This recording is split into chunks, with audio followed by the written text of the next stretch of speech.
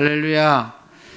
여러분 오시는데 날씨가 너무 좋지 않습니까? 너무 좋은 날씨에 하나님 앞에 나와서 예배하는 이것이 가장 큰 축복인 줄로 믿습니다.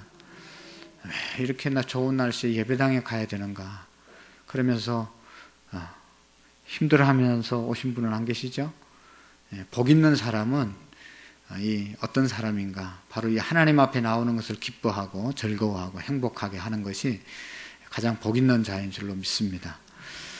지난 주일날 오후에 우리가 안산시 기독교 연합회 이제 부활절 연합 예배를 갔는데 빛나 교회 너무 아름답게 크게 잘 지어놨더라고요. 너무 좋았는데 저는 그게 예배당이 부러운 것이 아니라 그 안에서 예배드리는 성도님들 중에 아멘 아멘 하시는 분이 여럿 있더라고요. 그 큰 예배당이 쭝쭝 울리죠. 앞에 앉아 있어서 그런지 모르지만 아주 크게 아멘 하시는 분들이, 그래서 누군가 보니까 다 남자들이에요. 다 남자들. 할렐루야. 남자들이 크게 하고요. 우리 교회 오래전에 부흥회 하러 오셨던 양곡교회, 창원 양곡교회라고 우리 교단 장님도 지나신 그 교회도 예배당이 한 5, 6천 명 들어가는 지금도 엄청나게 크게 진 교회. 거기에 그냥 아멘 소리가 얼마나 크게 나는지 모릅니다. 명성교회도 보면 설교할 때 보면 그냥 목사님 설교하면 아멘 아멘 하는 소리가 그냥 너무너무 크게 잘 들리더라고요. 하나님께서 기뻐하시는 줄로 믿습니다. 아멘의 뜻은 뭐죠? 꼭 그렇게 되기를 원합니다. 나도 그렇게 되기를 원합니다. 그 말씀이 옳습니다 하고 아멘 하는 것이죠. 그래서 고린도전서에 보면 아멘하여 하나님께 영광이 되느니라. 하나님께 영광도 되고 졸지도 않고 조는 사람 깨울 수도 있고. 할렐루야. 그러니까 깜짝 놀랐어요. 설교하는데 아멘 아멘 하니까 옆에 있는 사람은 아주 잠을 하나도 못 자겠더만. 우리 교회도 그렇게 됐으면 좋겠습니다. 특별히 우리 찬양대에게 계속 아멘 좀 하라고 세미나 할 때마다 얘기하면 아멘 했다가 그 다음날 주일날 어떻게 좀 반응 좀 하는가 하고 보면 아무도 반응이 없어요. 그래서 너무 실망스러운데 할렐루야. 우리가 하나님께 영광을 돌리기 위해서 말씀에 사모함 또 아멘으로 잘 화답하는 은혜가 있기를 축복합니다. 그럴 때 우리의 영혼이 살고 또 우리의 말씀이 잘 들려져야 영혼이 살지 않겠습니까? 저 앞에 있는 우리 플랜카드를 한번 읽어보겠습니다. 시작. 다시 시작.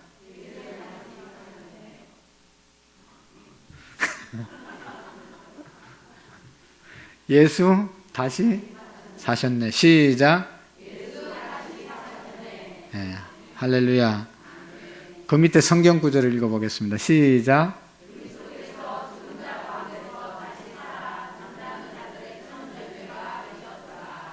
아멘. 다시 한번 시작. 그리스도께서 다시 살아나셔서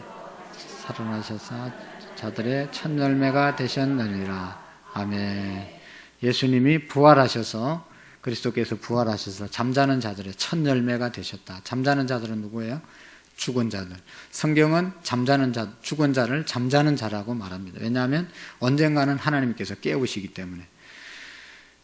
그래서 잠자는 사람을 보고 슬퍼하지 않죠. 언젠가 깨어나는 거니까. 우리가 정말로 예수님의 부활을 믿을진데 예수님이 잠자는 자들의, 죽은 자들의 첫 열매가 되셔서 부활하셨기 때문에 그 다음 열매는 우리들이 되는 겁니다. 다시 살아나실 것을 믿기 때문에 절망할 필요가 없는 줄로 믿습니다.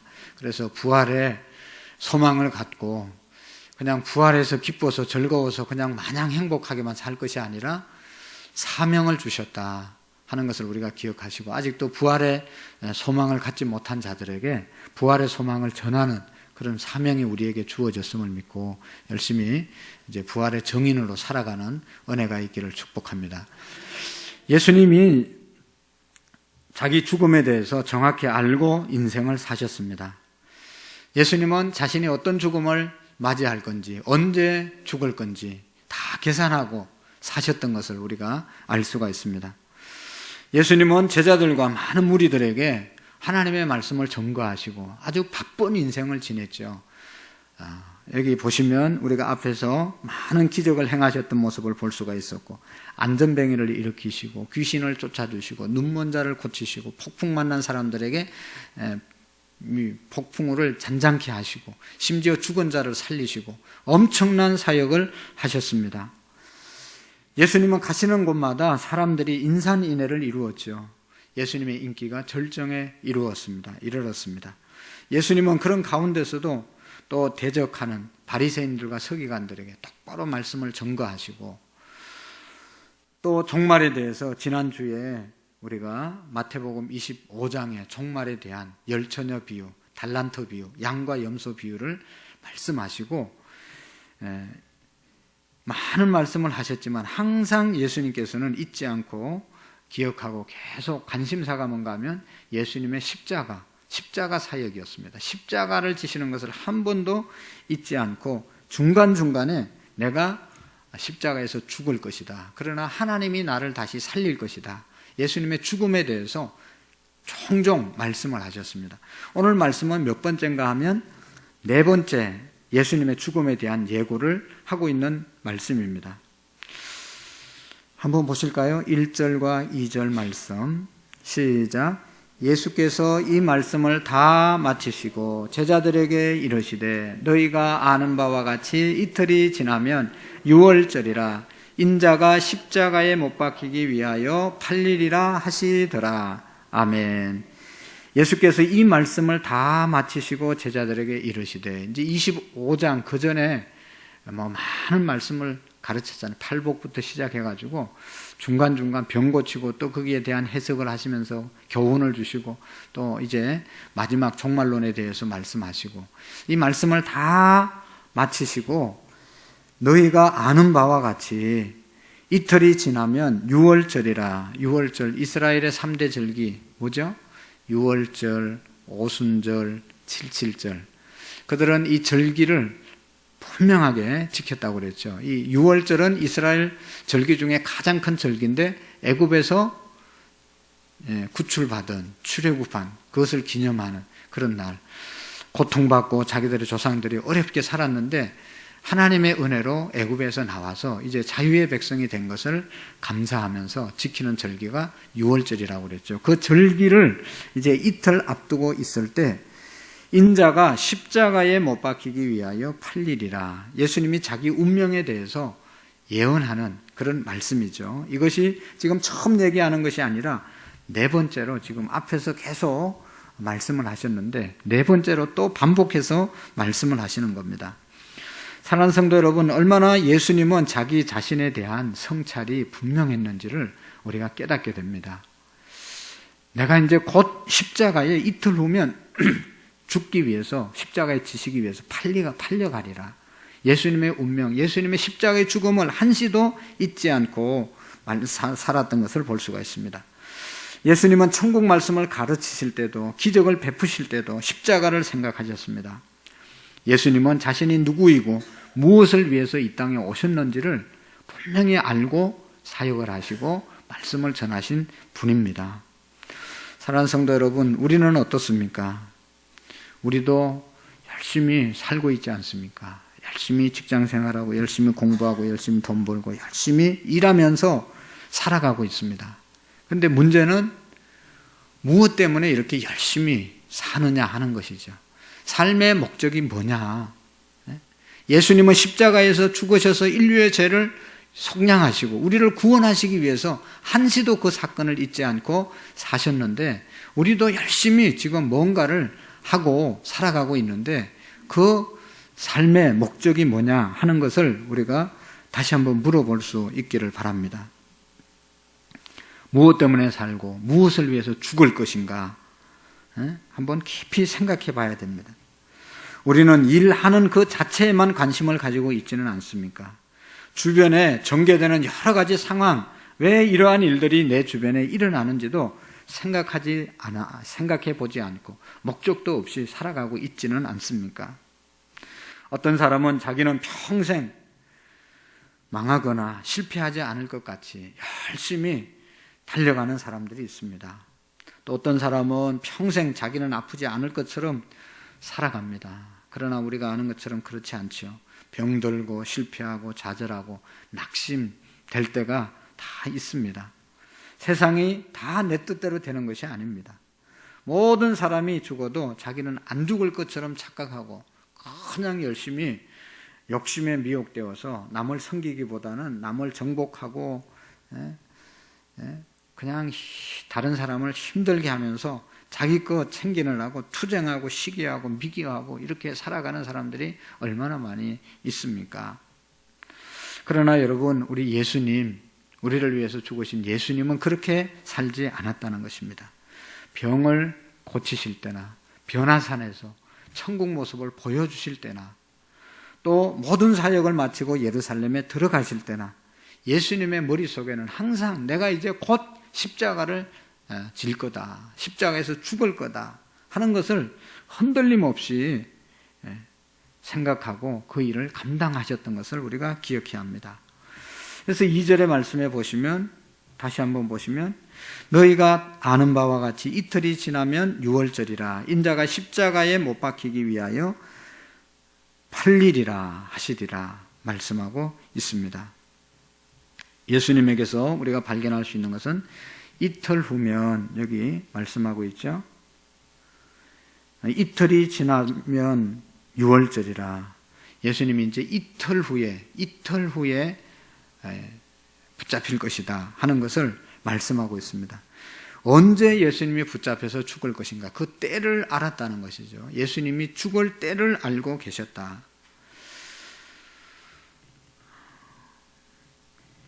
이 때를 아는 것이 너무나 중요하지 않습니까? 사람이 지혜로운 사람은 때를 알고 살아가는 것이죠.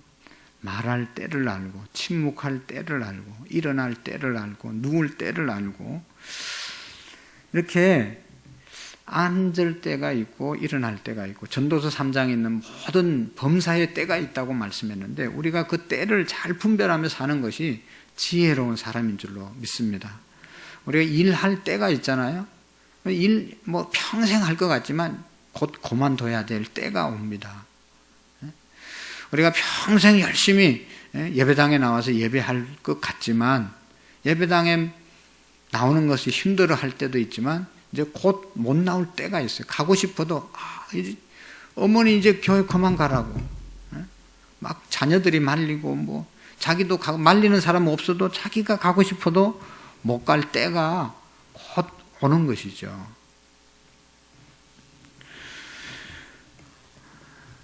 그럴 때가 곧 온다는 것입니다. 그럴 때가 올 줄을 모르고 살았어요. 그런데 곧 오는 것이죠. 여러분, 하나님은 때를 맞추어서 역사하시는 분이잖아요. 예수님이 이 땅에 오실 때가 되어서 갈라디아서에 보면 때가 참에 하나님께서 아들을 이 땅에 보내시고 구원의 역사를 이루어 가신 것입니다. 하나님의 때가 있음을 우리가 꼭 기억하시고 사시기를 바랍니다. 여러분, 고린도 후서에 보면 사도 바울이 지금은 은혜 받을 때요. 보라, 지금이 구원의 날이로다. 지금 은혜 받고 지금 구원 받는 것이지, 여러분, 언젠가는 구원의 은혜의 때가 막힐 때가 분명히 온다는 것을 우리가 알고 있습니다. 때를 아는 것이 너무나 중요한 것이죠.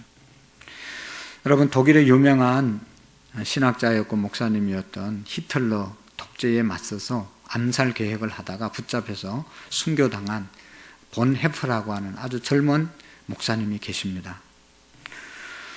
사형 선고를 받았죠. 그런 사형을 당하기 전까지 감옥에 있으면서 그 죄수들에게 하나님의 말씀, 성경을 가르치면서 지냈습니다. 그러다가 사형장으로 끌려가는데 처형하는 당일날은 베드로전서 1장 3절 4절의 말씀을 동료들과 함께 나누고 너무 기쁜 마음으로 사형장으로 나아갔다는 것입니다. 신부가 신랑을 만나는 그런 얼굴로, 그런 기쁨으로 사형장을 향해서 나아갔다는 겁니다.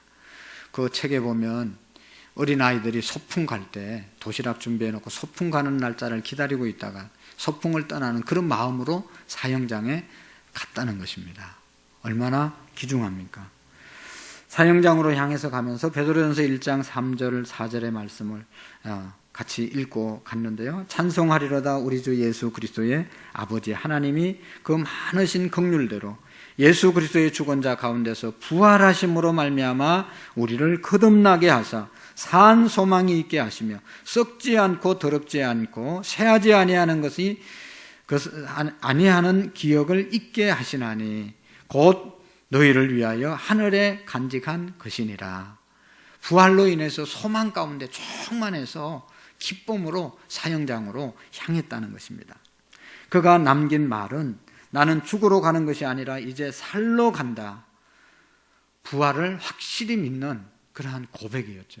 다 죽으러 간다고 슬퍼하는데 나는 죽으러 가는 것이 아니라 영원히 살러 간다 하면서 사형장으로 가셨다는 것입니다. 여러분, 예수님은 이틀이 지나면 유월절이 되고 유월절이 지나면 자기가 죽게 된다는 사실을 알고 있었습니다. 믿음 좋은 사람, 기도하는 사람, 성령의 사람은 사실은 자기 죽을 날짜도 거의 알고 살아갑니다. 이제 내 때가 다 됐구나 하고 죽음을 잘 준비하는 믿음의 사람들이 얼마나 많은지 모릅니다. 예수님은 자기의 예언처럼 이제 죽음을 향해 가고 계시고 죽음이 긴박하게 자기 주위에 이제 음습해 왔다는 사실을 알고 있었습니다. 3절 5절 말씀 보세요.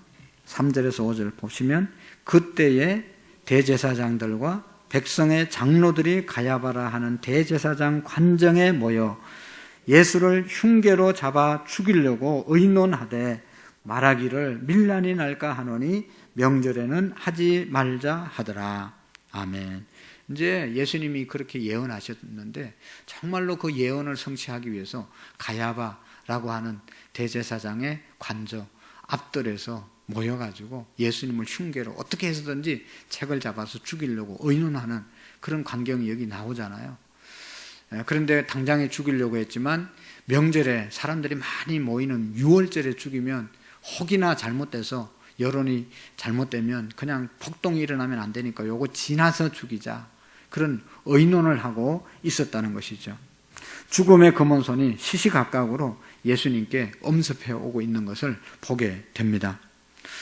이런 상황 속에서 더 놀라운 일이 하나가 있는데, 그런 상황에 있을 때 여기 보면 6절 말씀부터 새로운 한 사건이 나오는데, 예수의 머리에 향유를 붓다. 마가복음 14장에도 나오고 요한복음 12장에도 나오는 이 마리아가 예수님의 머리에 향유를 붓는 그런 사건이 나오게 됩니다. 한번 읽어보겠어요. 6절 7절 말씀 시작. 예수께서 베다니 나병 환자 시몬의 집에 계실 때에 한 여자가 매우 귀한 향유 한 옥합을 가지고 나와서 식사하시는 예수의 머리에 부으니. 아멘. 부으니까 어떻게 됐겠어요? 향유를 예수님의 머리에 부어서 그 집에 이 향수가 쏟아지니까 향기가 가득하게 되지 않았겠어요? 가득 차게 되었습니다.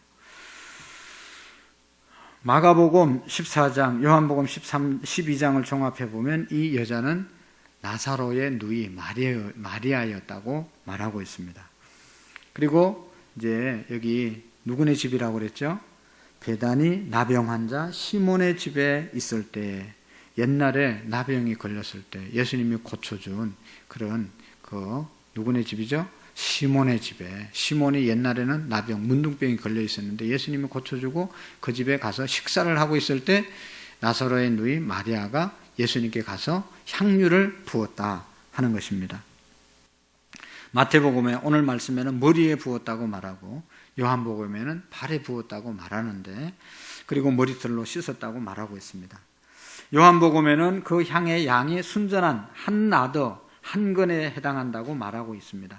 나더 한 근은 200데나리온, 200데나리온의 값이 나가는 그런 이 향수인데, 이것은 200데나리온은 약 5,000명 정도를 한 끼 식사할 수 있는 먹일 수 있는 그런 돈이라고 합니다.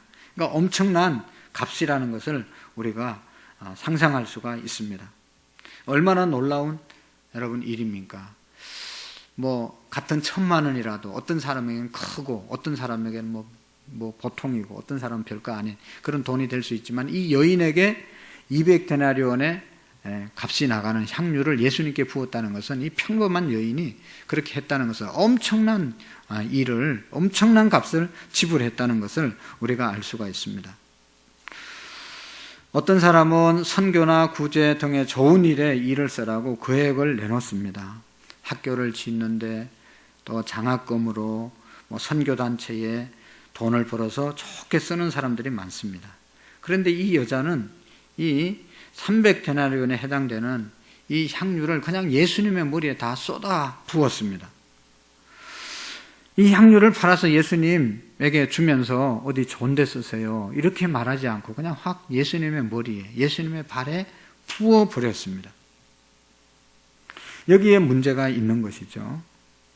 그 비싼 것을 예수님의 머리에 한순간에 부어서 다 어떻게 보면 여기 허비했다고 말하고 있잖아요.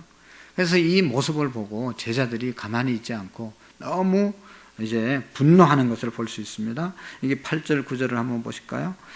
여기 8절 시작. 제자들이 보고 분개하여 이르되 무슨 의도로 이것을 허비하느냐, 이것을 비싼 값에 팔아 가난한 자들에게 줄 수 있었겠도다 하거늘. 아멘. 일반적인 사람들이 생각할 수 있는 그런 말씀을 제자들이 하고 있는 것 아니겠어요? 향유를 팔아서 돈을 만들어서 선교헌금이나 구제헌금을 했으면 좋지 않겠느냐, 이 비싼 것을 예수님 머리에 한순간 다 부어버리는 의도가 뭐냐 하고 분개를 하고 있는 것입니다. 여러분, 왜 그렇게 했을까요? 이 여자가 한 행동을 우리가 이해할 수 있습니까? 여러분, 이것은 해본 한 사람밖에 사실은 이해할 수 없는 일이에요. 이것은 여자만이 들을 수 있는 예수님께 대한 계산할 수 없는 값으로, 따질 수 없는 값으로 조건 없이 어떤 면으로 보면 아주 맹목적이고 어리석은 것 같은 계산할 수 없는 헌신을 표현하는 그러한 사건입니다. 그 비싼 것을 그냥 팔아가지고 돈으로 줬으면 얼마나 좋겠냐. 그렇지만 이 여인에게 있어서는 그냥 그렇게 할 그게 그런 마음이 아니고 그보다 더 큰 은혜를 입었기 때문에 그냥 한순간에 예수님께 드리게 되었다는 것이죠. 여러분, 우리가 생각해 보면 어떤 사람을 사랑하게 되면 조건이 없습니다. 우리는 물어보잖아요. 걔가 뭐가 좋아서 그렇게 따라다녔냐, 뭐가 좋아서 다니냐, 뭐가 좋기는 뭐가 좋아요. 그냥 좋으니까 좋은 거지. 그래가지고 결혼한 거 아니겠어요? 뭐 설명, 사랑을 뭐가 좋아서 사랑하고 뭐가 있어서 사랑하고 그렇게 조건이 달려있는 것 아닙니다. 정말로 사랑하면 모든 조건을 초월하는 것이죠. 사랑할 때 사실은 맹목적이 됩니다. 돈과 시간과 정열을 사랑하는 사람에게는 조건 없이 맹목적으로 쏟아버리는 거죠. 그런 행위는 다른 사람에게는 의미가 없고 이해가 안 됩니다. 왜 저렇게 하는지 이해가 안 되지만 사랑하는 당사자는 더 못 줘서 안달이 되는 것이 진정한 사랑인 것이죠. 사랑하고 존경하는 대상에 대해서는 계산할 수 없는 사랑으로 표현하게 되는 것 아니겠어요? 300데나리온이 아니라 3000데나리온이 있어도 그것을 다 드릴 수 있는 그 마음이 진정한 사랑의 마음이죠. 그것이 여자의 마음이었습니다. 어디 옥합뿐입니까? 머리털로 발을 닦아주셨다. 이것은 자기의 모든 자존심을 내려놓은 것이죠. 명예, 재산까지도 그냥 아낌없이 드릴 수 있었던 것입니다. 그 이유는 사랑했기 때문에 순교해서라도 자신을 드리고 싶은 그런 마음이 이 여인에게 있었던 것이죠. 따라서 그것은 제3자가 판단할 문제가 아니고 얼마나 실용적이냐, 얼마나 경제적이냐, 얼마나 가치 있겠었냐, 그런 말을 할 거리가 안 되는 것입니다. 여러분, 이것이 뭔가 하면 바로 예배입니다. 예배. 오늘 아까 제가 얘기했죠. 이렇게 좋은 날씨에 어떻게 예배당에 와서 앉아 있을 수 있죠? 그냥 놀러 가야지, 저런 데로. 하다못해 저기 오이도라도 좀 가고 그래야지. 어떻게 예배당에 나올 수 있어요? 이렇게 좋은 날씨에. 여러분, 세상에 좋은 곳이 있어도 주님 앞에 나오는 것은 뭐 설명할 길이 없는 거죠. 주님 때문에 나온 것이고 주님이 좋아서 나온 것이죠. 예배란 나를 사랑하셔서 독생자 예수 그리스도를 십자가에 못 박게 하셨던 최고 하나님께 내가 드릴 수 있는 그것을 최선을 것, 최고의 것을 드리는 것이 진정한 예배인 줄로 믿습니다. 날이 굳고 어디 갈 데도 없고 그런 날 교회 와서 예배 드리는 게 최고를 드리는 게 아니고 오늘처럼 갈 데 많고 가자는 사람도 있고 그냥 좋은 날씨에 가장 최선의 날씨에 최상의 날씨에 최상의 것 하나님께 나와서 예배하고 또 봉사할 수 있다면 이것이 이 옥합을 깨트려서 주님께 드린 여인과 같은 것입니다. 한 여자가 한 남자에게 그렇게 했다면 세상에서 사랑이라고 말하는 것이죠. 그러나 한 사람이 하나님께 그런 행위를 했다는 것, 이것이 바로 영과 진리로 예배 드린 겁니다. 예배입니다. 여러분, 이 여자를 이해할 수 있습니까? 이 엄청난 것을 팔아서 가난한 자들에게 주었으면 너무나 실용적으로 사용했을 것 아니겠습니까? 그런데 땅에 버린 것이나 마찬가지잖아요. 그 순간이 지나면 아무 쓸데도 없게 되는 것, 이것이 이 사랑을 예수님께 드린 겁니다. 여러분, 오늘날 우리 한국 교회의 위기가 뭡니까? 위기다 하는데 제일 큰 위기는 뭐죠? 예배의 위기입니다. 예배의 위기입니다. 진정한 이 여인처럼 드리는 예배가 얼마나 있는가 하는 것입니다. 그냥 교회 오는 것을 극장 오듯이 오늘도 와서 누가 찬양하고 찬양을 얼마나 잘하고 예배는 설교는 좀 제대로 하는가 이런 무슨 나들이 가는 심정으로 극장에 가는 심정으로 뭘 공연을 보러 가는 심정으로 그런 마음으로 나오지는 않았습니까? 여러분, 그렇게 나와서 예배 드리는데 무슨 역사가 있고 무슨 변화가 있고 무슨 거듭남의 역사가 있겠습니까? 그렇게 드리는 예배는 백날 천날 드려도 늘 똑같은 거죠. 달라질 수가 없습니다. 하나님의 역사가 일어날 수가 없는 것이죠. 이 여인이 드린 예배가 진정한 예배입니다. 누구도 엄두를 내지 못하는 그것을 예수님께 깨트려서 드리는 그 믿음, 그 여인의 믿음이 그것이 진정 오늘 우리가 드려야 될 예배입니다. 최선의 존재에게 나의 최상을 아낌없이 쏟아부어 드리는 것, 낭비하는 것, 이것이 예배입니다. 여러분, 이 여인이 예수님께 향유를 붓고 느꼈던 그 기쁨을 우리가 이해할 수 있습니까? 그냥 비난만 하지 그 사람이 얼마나 기뻤을까, 얼마나 만족했을까, 얼마나 감사했을까 우리는 이해할 수 없습니다. 왜냐하면 그렇게 드려보지 못했기 때문에.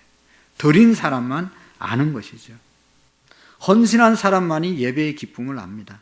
사랑을 쏟아 부은 자만이 사랑의 감격을 맛보는 것이죠. 정말로 내가 헌신을 한 사람만이 그 헌신으로 인해서 오는 기쁨을 알 수 있는 것이죠.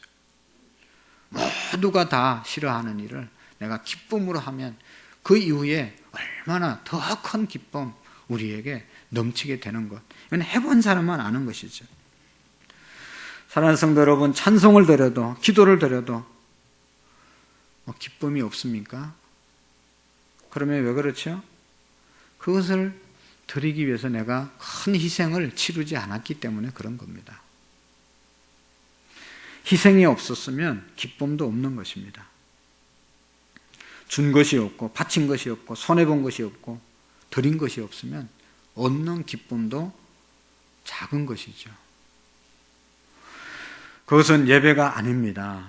예배는 자기가 가지고 있는 가장 소중한 것을 아낌없이 낭비해버리는 것, 이것이 예배입니다. 이렇게 좋은 날씨에 너무너무 할 일이 많은, 가장 젊었을 때 갈 데도 많고 오라는 데도 많고 할 것도 많고 하고 싶은 것도 많은데 그런 거 다 포기하고 하나님께 예배를 올려드린다면 그 예배야말로 진정한 예배이지 않겠습니까? 여러분, 이 예배 드리는 시간에 무엇을 희생하고 오셨습니까? 무엇을 하나님께 드리고 있습니까? 여러분이 시간이나 물질을 드리는 영적 태도가 여러분의 하나님이, 그것은 내가 하나님을 어떤 분으로 생각하느냐를 결정하는 것입니다. 그냥 하나님 앞에 드린다고 그러면서 시시한 것을 드리는 사람은 하나님을 시시한 하나님으로 보는 거예요. 귀한 것을 드리는 사람은 하나님이 귀하기 때문에 귀한 것 드리는 겁니다. 내가 하나님 앞에 어떻게 서느냐에 따라서 하나님을 내가 어떤 분으로 믿느냐를 내가 스스로 증명하는 겁니다. 하나님을 존귀한 분으로 알면 언제나 하나님을 앞에 설 때마다 존귀한 자세로 하나님께 서게 되는 것이죠.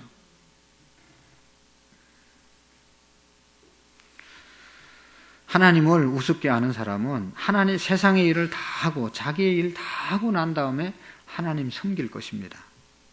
하나님이 시시하기 때문에 그런 거죠. 그러나 하나님을 소중한 분으로 생각하면 이 여인처럼 이렇게 드리는 것이죠. 그냥 가장 귀중한 것을 아낌없이 드리게 될 것입니다. 제자들은 이해를 하지 못했지만 예수님께서는 10절의 말씀에 보면 말씀합니다. 제자들은 가난한 자들에게 줄 수 있었겠도다 하거늘 붕괴하면서 말했는데 예수님께서는 뭐라고 말씀합니까? 10절, 예수께서 아시고 그들에게 이르시되 너희가 어찌하여 이 여자를 괴롭게 하느냐? 그가 내게 좋은 일을 하였느니라. 아멘. 무슨 일을 했다고요? 좋은 일을 하였느니라. 좋은 일은 한 사람만 아는 거예요. 왜 시간이 남아 돌아가냐, 뭐 하냐, 전도하러 나가보면 별소리 다 하지 않습니까? 전도하는 자만 아는 거죠. 주님은 좋은 일을 하였느니라. 안 하는 사람, 구경하는 사람은 왜 저런 일을, 좋은 일 하는 사람 보고도 좋은 일 한다고 별로 좋아하지 않습니다. 쓸데없는 짓 한다고 그러지. 그러나 주님은 다 알고 계십니다. 저희에게 이르시되 너희가 어찌하여 이 여자를 괴롭게 하느냐? 저가 내게 좋은 일을 하였느니라. 예수님은 그 여자가 한 일을 아주 좋은 일이라고 말씀해 주셨습니다. 좋은 일이 뭐죠? 12절의 말씀을 볼까요? 11절 12절, 가난한 자들은 항상 너희와 함께 있거니와 나는 항상 함께 있지 아니하리라. 이 여자가 내 몸에 이 향유를 부은 것은 내 장례를 위하여 함이니라. 아멘. 여러분, 여기에서 우리가 정말로 중요한 내용을 하나 발견할 수 있는데, 참된 예배는 십자가를 향하고 예배의 중심은 십자가라는 사실을 우리가 기억해야 합니다. 장례를 위함이니라.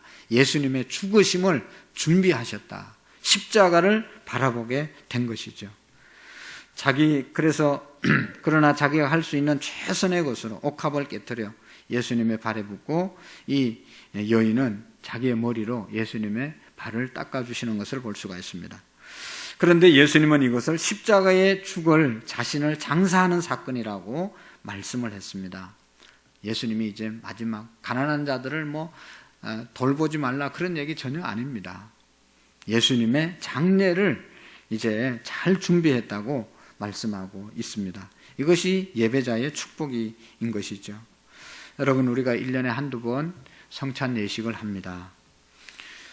그 성찬 예식 할 때마다 우리가 떡을 먹고 포도주를 마시는데 떡이라고 해봐야 이번에는 잘 눈에 보이지도 않아서 못 찾는 사람도 있었다고 그러더라고요. 큰 떡 말고 상징이잖아요, 상징. 그걸 뭘 떡이라고 그런다고 큰 거를 찾고 그러거든요. 잘 보시면 다 있습니다. 그래도 앞으로 계속 그걸로 할 텐데 다음에는 잘 알려주시기를 바라겠어요. 어쨌든 그 떡과 피의 상징이 뭐죠? 예수님의 살과 예수님의 피지 않습니까? 십자가에서 그렇게 흘리신 것 아니겠어요? 그래서 우리가 그걸 먹고 마실 때마다 주님의 죽으심을 다시 오실 때까지 모든 사람에게 전하는 것, 이것이 바로 성만찬의 의미입니다. 성만찬의 핵심은 십자가입니다. 그리고 예배의 중심은 십자가에 있습니다. 십자가에서 흘려 넘치는 하나님의 사랑에 대한 응답이 예배입니다. 예수님이 십자가에서 죽으신, 여러분, 저것보다 더 큰 사랑이 세상에 어디 있겠어요? 우리가 뭐 돈도 좀 줄 수도 있고 뭐 사랑하면 뭐 이렇게 저렇게 다 할 수 있지만 자기 생명까지 줄 수 있는 사람이 누가 있겠습니까? 하나님은 우리를 위해서 그렇게 해주셨다. 그래서 그것에 감사해서 응답하는 것이 예배가 아니겠습니까? 오늘 우리 속에 십자가를 향한 마음이 있습니까? 그리스도의 보혈이 저와 여러분들의 마음속에 흐르고 있습니까? 우리를 위하여 자기에게 그 은혜의 사랑이 응답되고 있습니까? 그 십자가의 사랑을 느끼면서 드리는 것, 그것이 진정한 예배입니다. 예배란 십자가 앞에서 반응하는 것입니다.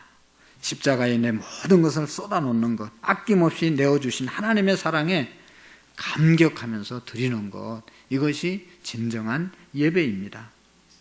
여러분, 여자가 부은 이 향유를 통해서 또 한 가지 최상의 것을 하나님께 드린 것뿐만 아니라 또 하나 우리가 깨달아야 될 또 중요한 교훈이 있는데, 옥합과 향유의 관계입니다. 이 향유는 옥합에 담겨 있어서 향유가 향유되기 위해서는 이 옥합이 깨뜨려져야 향유가 바깥으로 퍼지게 된다는 것이죠. 참된 예배는 깨지는 것입니다. 우리의 육신과 옛사람이 깨지고 우리의 자존심과 사고방식, 잘못된 사고방식이 주님 앞에서 깨지는 것, 이것이 바로 진정한 예배입니다. 오늘 우리 모두는 다 옥합, 내 나름대로 그릇을 가지고 있잖아요. 다 그릇을 가지고 그릇으로 다 막아 있습니다. 이걸 주님 앞에서 깨트려야 진정한 예배자가 되어진다는 것입니다. 교회도 옥합을 가지고 있습니다. 우리 교회의 옥합을 주님 앞에서 깨트려야 됩니다. 교회가 옥합을 자랑하고 있을 때 우리 교회는 이런 교회다, 자꾸 교회를 자랑하고 있을 때 교파주의와 교권주의와 잘못된 것을 자랑하게 되고 그것을 우상처럼 그렇게 생각하는 사람들이 있습니다. 여러분, 이걸 깨트려야 되는 겁니다. 그거는 본질이 아니잖아요. 옥합이 깨지면 속사람이 살아나고 생명이 흐르고 성령의 역사가 일어날 줄로 믿습니다. 옥합이 깨트려져야, 나 자신이 깨어져야 치유의 역사가 일어나고 어두운 세력들이 다 사라지고 하나님의 생명이 넘쳐나게 될 줄로 믿습니다. 예배는 향유가 흘러 넘치는 것입니다. 살아계신 예수님의 생명이 사람의 심령 속에 흘러나는 것이 바로 진정한 예배입니다. 11절 말씀을 보십시오. 아까 읽었는데, 가난한 자들은 항상 너희와 함께 있거니와 나는 항상 함께 있지 아니하리라 말씀하잖아요. 예수님의 말씀은 가난한 자를 돌보지 말라는 뜻이 아닙니다. 성경은 고아와 가부와 가난한 자, 나그네를 돌보라고 말씀하셨잖아요. 그러나 예수님은 지금 이 여자가 한 행동을 그런 관점에서 보지 말라는 것입니다. 지금 예수님은, 이 여자는 예수님의 장례를 준비하고 있다라고 말씀하고 있습니다. 13절 마지막으로 한번 보시기를 바랍니다. 내가 진실로 너희에게 이르노니 온 천하에 어디서든지 이 복음이 전파되는 곳에는 이 여자가 행한 일도 말하여 그를 기억하리라 하시니라. 아멘. 여러분, 예수님은 이렇게 말씀하신 적이 없습니다. 이 말의 뜻은 무엇인가 하면, 여자가 예수님께 한 이 행동은 우리가 할 수 있는 모든 행동보다 우선된다고 말하는 것입니다. 즉, 사람이 하나님께 할 수 있는 최고의 행동, 그것이 바로 이 행동이라는 것을 말씀하고 있습니다. 여자는 값비싼 향유를 아낌없이 쏟아서 낭비해 버린 것입니다. 이것이 예배다. 이것이 하나님에 대한 사랑의 고백이다 말씀하는 겁니다. 사랑하는 성도 여러분, 하나님이 우리에게 무엇을 원하고 있는지 아십니까? 사람들의 눈에는 큰 것, 하는 것 비춰지지만 주님은 우리에게 큰 것 하라, 이것 하라, 저것 하라 그렇게 말하지 않았습니다. 가장 하나님이 귀하게 여기는 것은 함께 하는 것입니다. 주님이 우리에게 찾아오시고 예수님의 제자들을 12를 부르시고 나와 함께 있게 하시고, 주님은 늘 우리와 함께 있기를 원하시는 것입니다. 큰 일을 행하시는 것보다는 주님은 우리와 함께 하시기를 원하십니다. 우리가 하나님 앞에 물질을 드리고 헌금을 하고 봉사를 한다 한들 얼마나 하겠습니까? 하나님은 이것을 판단하지 않습니다. 하나님이 원하시는 것은 오늘 저와 여러분들이 주님과 늘 함께 하는 것을 원하고 계신다는 것을 믿으시기를 바랍니다. 어떻게 보면 하나님의 일보다 관계가 먼저다. 하나님은 말씀하십니다. 하나님과의 관계를 늘 주님을 바라보고 주님과 기도하고 말씀 안에 거하기를 원하시는 하나님이십니다. 요한복음 17장 3절에 보면 영생은 곧 유일하신 참 하나님 보내신 자 예수 그리스도를 아는 것이라. 예수님 아는 것이 영생 얻은 삶이라고 말하지 않습니까? 오늘 우리가 하나님 앞에서 할 수 있는 것은 너무나 부족합니다. 하나님은 뭐 이것저것 하라고 말씀하시는 것이 아니라 요한복음 15장 5절에 보면 나는 포도나무에 너희는 가지니 저가 내 안에 내가 저 안에 있으면 이 사람은 과실을 많이 맺나니 나를 떠나서는 너희가 아무것도 할 수 없느니라. 주님 안에 거하기를 간절히 소원하는 것입니다. 예배 안에, 기도 안에, 찬양 안에서 늘 주님과 함께 하기를 원하시는 것이 주님이 우리에게 원하시는 것입니다. 오늘 우리가 하나님을 위해서 할 수 있는 최선의 것, 최고의 것이 있다면 그것은 주님 안에 거하는 것입니다. 주님이 내 안에 계시는 것입니다. 하나님과 우리와의 관계가 바른 관계가 되는 것입니다. 이 여인은 주님을 위해서 무엇을 많이 한 것 때문에 칭찬을 받은 것이 아닙니다. 자기가 가지고 있던 소유를 예수님께 부어드리는 낭비, 이것입니다. 그리고 예수님께 아무것도 요구하지 않았습니다. 조건을 걸지 말고 사랑하는 것이 진정한 사랑이 아니겠습니까? 내가 사랑했기에, 희생했기에 뭘 요구하는 것은 진정한 사랑이 아니고 그냥 부어드리고 끝난 것, 이것이 이 여인이 드린 모습입니다. 이 여자가 드렸던 예배는, 이 여자가 했던 행동은 예수님 보시기에 인간이 가질 수 있는 최고의 영적인 태도인 것입니다. 그래서 예수님은 이 사건을 통해서 복음이 전거되는 곳마다 이 여인이 행한 것이 전파되리라 말씀하신 것이죠. 사랑하는 성도 여러분, 오늘도 우리가 예배 드리기 위해서 이 자리에 오셨습니다. 하나님을 만나고 그분께 나의 사랑과 애정을 다 올려드리는 것, 이것이 진정한 예배입니다. 무슨 돈의 문제가 아니고 물질의 문제가 아니고 우리의 마음의 문제라는 것을 우리가 인식해야 합니다. 그냥 예수님만 그냥 높여드리면 되는 겁니다. 모든 것을 쏟아서 높여드리면 되는 것입니다. 그럴 때 하나님의 놀라운 영광과 축복이 우리에게 보여지게 될 줄로 믿습니다.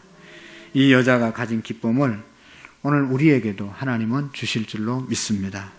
여러분, 옥합을 다 깨트리시기를 바랍니다. 우리 교회도 하나님 앞에서 옥합이 깨어져야 합니다. 그래서 예수 그리스도의 생명이 오늘 우리 교회와 우리 심령 속에 풍성하게 넘쳐나는 은혜가 있기를 축복합니다. 기도하시겠습니다. 살아계신 하나님 아버지, 주님은 항상 십자가에 대한 하나님 아버지 중심이 변하지 않았습니다. 우리도 어떻게 살고 어떻게 무엇을 위해서 살아야 할 것인지 분명한 목적의식을 가지고 살게 하시고, 하나님이 마리아처럼 주님께 가장 귀한 우리의 마음을 드릴 수 있는 우리의 신앙이 되게 해 주옵소서. 하나님, 이 세상의 것 때문에 우리가 마음 빼앗기지 않게 하시고 어느 곳에서 무슨 일을 하든지 주님께 최상의 것을 언제나 올려드리는 우리의 삶이 되게 해 주옵소서. 예수님의 이름으로 기도하옵나이다. 아멘.